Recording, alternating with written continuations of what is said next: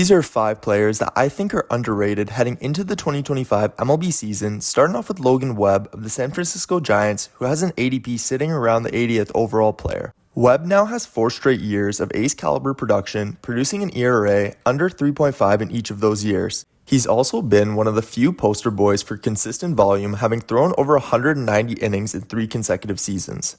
Webb hasn't seemed to get the same recognition of other star pitchers in the MLB, largely due to a middling strikeout rate that sat at only 20.5% last year.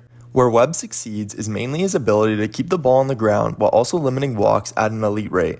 This has helped him produce an effective ERA most of his career, as well as a strong whip outside of just 2024. I'm expecting no different from Webb in 2025 as he enters his age 28 season. He's the clear-cut ace for the San Francisco Giants, and he is in a fantastic environment to pitch in once again. Webb is definitely someone that I would be targeting in drafts as he provides elite volume combined with elite ratios. Next up on my underrated list is outfielder Seiya Suzuki of the Chicago Cubs, coming in with an ADP of just under 100. Suzuki is now entering his 4th season after coming over from Japan and has impressed in his short time in North America. However, I don't think many people realize just how productive Suzuki really has been. He now has back-to-back seasons of more than 20 homers, as well as back-to-back seasons of an average in the 280s. Suzuki was also able to steal 16 bases in 2024, and his walk rate remains one of the stronger rates in the league. I think Suzuki's name takes a hit due to his inability to stay healthy for an entire year so far. It really hasn't been a major problem, with him only missing around 25 games in each of the past 2 seasons, but it's enough for his overall numbers to look less impressive. All of his underlying metrics are strong, including his average exit velocity, barrel percentage, and hard hit percentage. If he manages to play 150 plus games in 2025, I seriously believe that Suzuki could reach 30 homers and 20 stolen bases with a 280-ish average as well.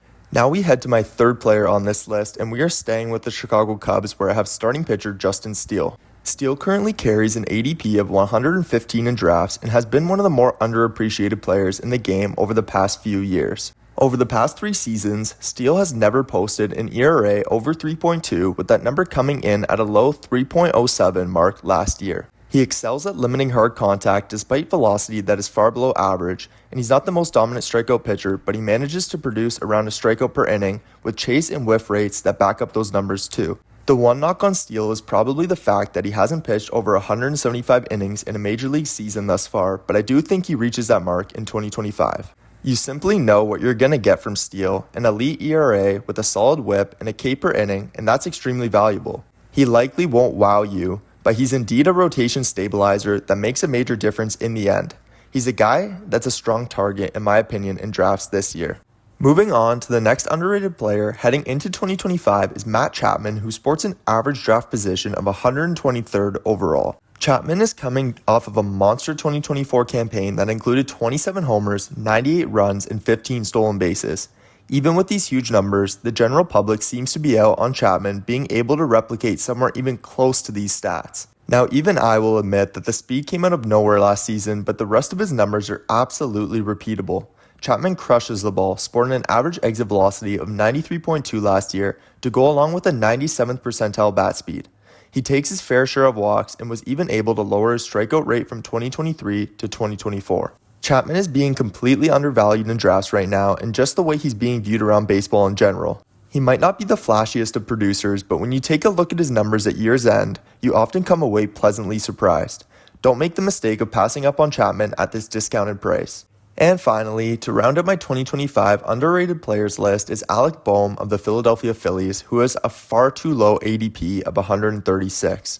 Bohm is coming off a quietly dominant 2024 season, driving in 97 runs, smashing 15 homers, and hitting for a very strong 280 batting average. Bohm was even able to produce his career-best 779 OPS in a full season up to this point. What makes Bohm such a special talent is his eye at the plate that rarely sees him whiff on pitches, especially in the zone. He's able to fight off breaking stuff, keeping at-bats alive, and then going the other way often. Although he's not a major power contributor, his strong expected slugging percentage last season suggests that he underperformed in that department. It's entirely possible that Bohm puts up 25 homers in 2025, with an average once again in the 280s. His counting stats will always be strong and what will be a solid Phillies lineup once again this year. He's one of my favorite targets in the later rounds of drafts as a guy that should repeat consistent production across the board. And with that being said, that concludes my 5 underrated players heading into the 2025 MLB season. Let me know in the comments who you think is underrated at the moment. Thank you all for watching, and I'll catch ya in the next one.